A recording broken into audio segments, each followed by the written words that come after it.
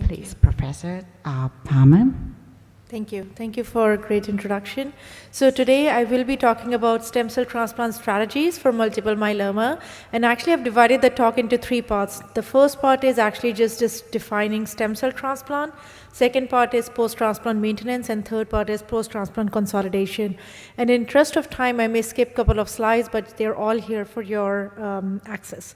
So in general, whenever we are approaching a multiple myeloma newly diagnosed patient, we are upfront determining whether they are transplant eligible or not, and based upon their eligibility, the transplant eligible patients, they are put into the cohort of induction followed by consolidation with the autologous stem cell transplant, and then evaluation for post-transplant strategies. And eventually they may or may not relapse, but we're always ready for that thing to occur.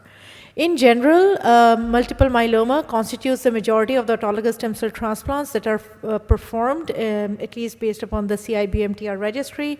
And the survival, the overall survival of patients with myeloma undergoing transplant is actually improving over the last several years. So the question comes, why do we even transplant our patients? And this actually is based upon data that stems from the late 1990s in terms of randomized clinical trials where half of the patients were randomized to undergo autologous transplants and the other half got conventional chemotherapy.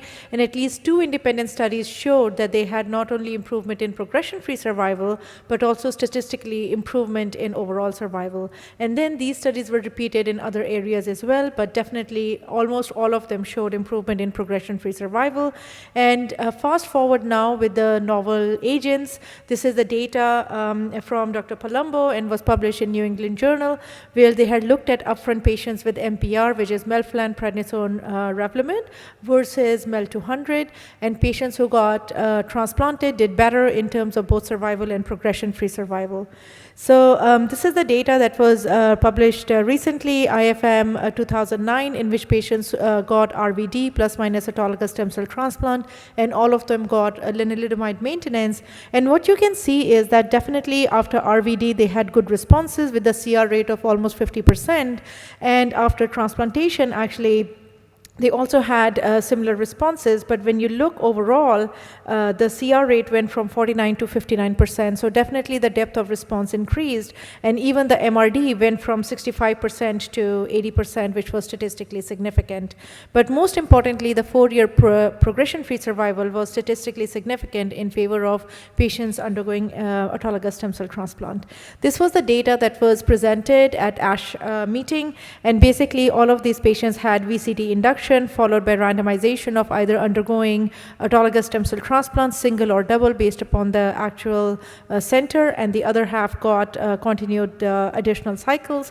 And they had a second randomization going through VRD consolidation and no consolidation, and finally lenalidomide maintenance. The bottom line here was that patients who got autologous stem cell transplant, and you can see this was a large number of patients, they had better progression-free survival, whether they had standard risk cytogenetics. They had improvement in the progression-free survival in favor of autologous stem cell transplant. You can see almost 77% versus 70%, and in high-risk cytogenetics, which was 55% versus 43%, and it also correlated with the depth of response. So the conclusions, at least based upon this study, was that the upfront autologous stem cell transplant significantly prolonged progression-free survival versus VMP in patients with newly diagnosed myeloma, and also increased the depth of response. So the question comes, what about minimal residual disease? Should we actually worry about it? And the answer is yes. So even after autologous stem cell transplant, if the patients are in morphological CR, MRD is actually gaining more and more strength, and this is reflected by these graphs in which you can see that the time to progression in the patients who were MRD negative was definitely significantly longer compared to the patients who were MRD positive, and it translated into overall survival benefit as well. And there was a recent question that was asked in terms of the value of PET scan and MRD negative, and overall at least more and more data is coming in favor that the more stringent CR we have, the more negativity we have, both in terms of MRD as well as the imaging studies, it is translating into better progression-free survival, at least based upon this data. Then the question is about age. What about age for eligibility for transplant? And again, as mentioned by Dr. Arlowski, that age alone by itself should not be considered as a factor for ineligibility.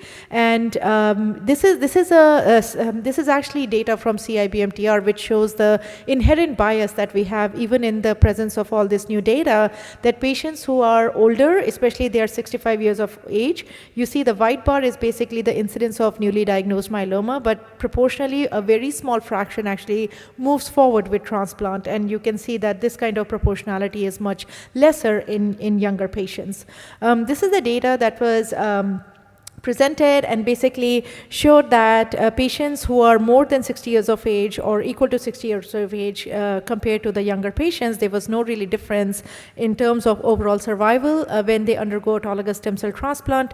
And in terms of the patients older than 66 years of age, and this is from the Medicare data, the SEER Medicare data, both 3 and 5-year-old survival is actually improved in the patients undergoing autologous stem cell transplant in the older population as well. This is the data presented by Dr. Shaji Kumar, in which they had looked at a clear watershed between patients younger than 65 years of age versus more than 70 years of age. And clearly you will see that there was really no difference in terms of mortality, no difference in terms of infections. The only difference was in terms of the duration of hospitalization, but overall outcomes were not different. And this is data from our own hospital at MD Anderson by Dr. Bashir, who had specifically looked at patients older than 70 years of age, and you can see that the 5-year overall survival was close to 70%. So the take-home message is that age alone should not be a category for making a patient ineligible, but it's actually their physiological age, their performance status, and many times you will see that the patients may not look eligible upfront, and after treatment they may gain their functionality. So in the back of your mind, you should always at least think about or at least discuss with your patients about autologous transplant. So the next question comes, what about renal disease? Because a lot of patients with multiple myeloma may present with chronic renal insufficiency, or they may be on dialysis as it is. So in general, at least it's our understanding and based upon the data is that renal disease by itself is not a contraindication for autologous stem cell transplant, and they should definitely be offered this modality. And we do not do dose reduction based upon renal insufficiency. The only time we do dose reduction is based upon performance status or age.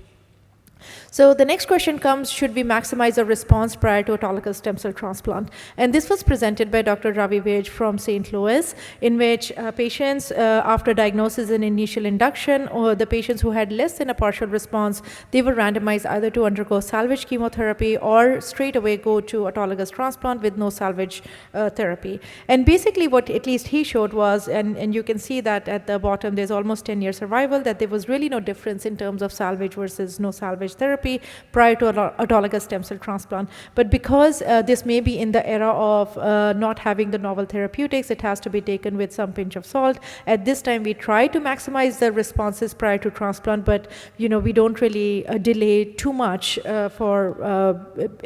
the fear of either creating stem cell toxicity or making the patient debilitated or having too much side effects. There are certain instances when we do harvest and hold, but those are exceptional and based upon patient discussion and how they feel about proceeding.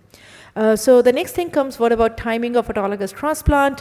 In general, the sooner the better. This was a study in which they had compared early versus late autologous stem cell transplant. And really, in terms of overall survival or progression-free survival, there was not much difference. The only major difference was that the patients who got early autologous transplant had lesser chemotherapy exposure. So again, at this time, we try our best to take the patients sooner to autologous transplant, but you're not going to harm your patient in terms of if there is delay or if you want to look for other therapies or if there are delays because of side effects and such. So stem cell mobilization, in the era of novel agents, there is always concerns about the stem cell toxicity, and there may be delays in the mobilization or some retardation.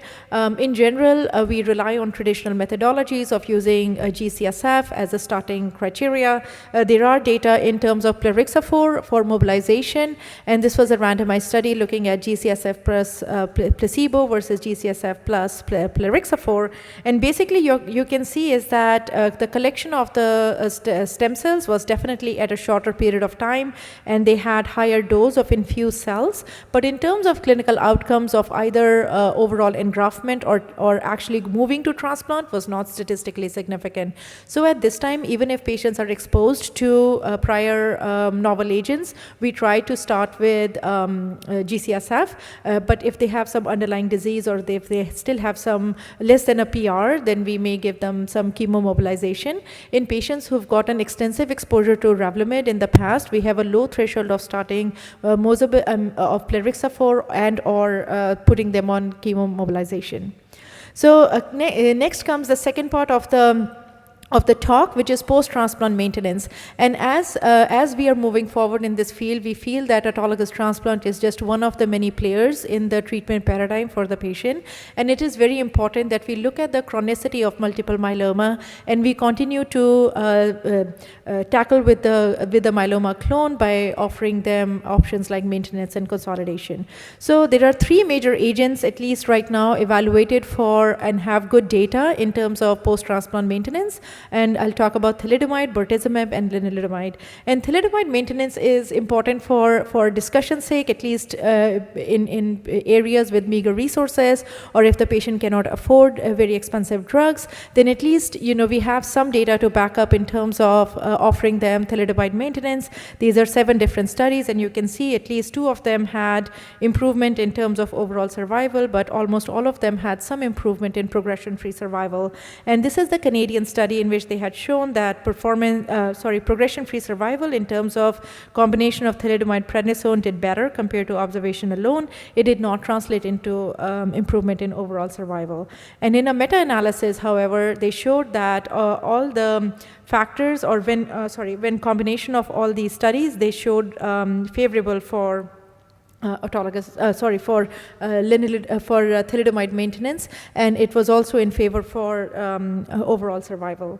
What about post-transplant bortezomib therapy? So there are at least 3 separate studies that have looked at bortezomib maintenance, and these are weekly maintenance or every 2 weeks. And what you can see is that, again, there is improvement in median progression-free survival. In all 3 studies, there is only 1 study that showed some improvement in terms of overall survival. But really, the maximum data that we have is in terms of lenalidomide. There are maximum number of studies being done and reported with lenalidomide maintenance. There are 2 independent randomized studies that are out there, and this is the French group, et al., where they showed that with the lenalidomide maintenance, there was improvement in terms of progression-free survival, and in CALGB, which was done in the United States, where it showed not only improvement in progression-free survival, but also improvement in overall survival. This is the data that is representing the improvement in the progression-free survival. You can see that the curves are really separating, and there is a real effect, but in terms of overall survival, the difference was positive only in the CALGB study. Not to mention that it also comes with significant toxicities. The hematologic toxicities were expected, infections were expected because of the cytopenias. However, which was not so expected was the secondary malignancies, and in fact, based upon the incidence of secondary malignancies, at least the IFM group had held their study prematurely and basically had caution in terms of, and it created a lot of issues. This is a more recent study in which they had looked upon patients getting lenalidomide-based induction followed by transplant, followed by len maintenance versus no maintenance. The bottom line was that if you just compare patients with high-dose melphalan followed by len maintenance and high-dose melphalan with no maintenance in yellow and blue line, you can see that there was significant improvement in terms of progression-free survival, and there was hint towards improvement of overall survival as well. So in terms of a meta-analysis, looking at all these 3 randomized studies, the results were basically all in favor for lenalidomide maintenance. The 7-year overall survival was 62% in favor of lenalidomide compared to 50% in control arm. And basically what they had shown was that based upon this data, the risk versus benefit is more in favor of the maintenance versus the issue of secondary malignancies. So now comes to the last part of the talk in terms of consolidation. What is the optimal consolidation? What is the need for consolidation? So I'll take you back to the era of tandem transplants and total therapy when we used to upfront offer our patients 2 transplants at the time of initial evaluation for autologous stem cell transplant, and it comes from data presented from different hospitals and different institutions, where you can clearly see that the progression-free survival was in favor of the tandem transplants, and the overall survival was benefited only in one study. But truly speaking, at least in our practice, we had adopted it routinely to offer tandem transplants, because the second transplant offer as a consolidation to the first transplant. And this is the total therapy data that comes from Dr. Bartlogi's institution, and again showed improvement in terms of the progression-free survival at least. However, in the modern perspective, we are trying to do more with less in terms of offering less toxicity to our patients and maximizing their responses and maximizing their quality of life.